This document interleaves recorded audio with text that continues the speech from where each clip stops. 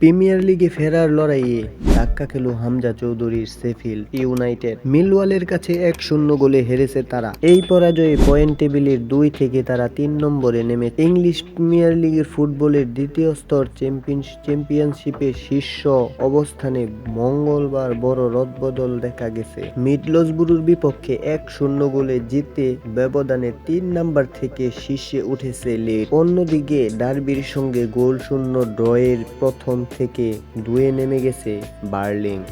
বাকি আছে আর মাত্র 5টি ম্যাচ।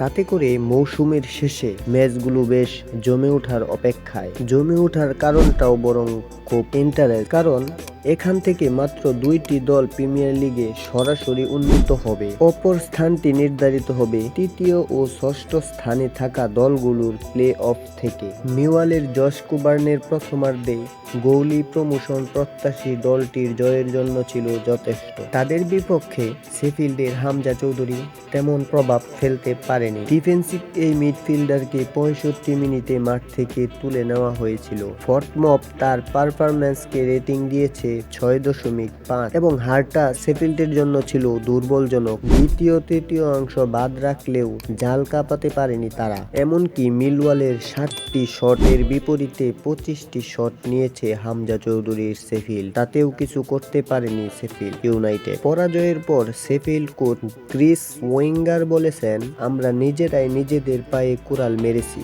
নিজেদের মতো করে বলতে গেলে গোল আটকাতে অনেক কিছুই ভালোভাবে করতে পারতাম, সেটা আর সম্ভব হয়নি, জন্য আমরা হারলাম। তো প্রিয় বন্ধুরা, আজকের খবর এই পর্যন্ত। পরবর্তী খবরের জন্য আমাদের এই চ্যানেলটি সাবস্ক্রাইব করে রাখুন এবং পাশে থাকা বেল আইকনটিতে ক্লিক করতে ভুলবেন না। Thank you. আল্লাহ হাফেজ।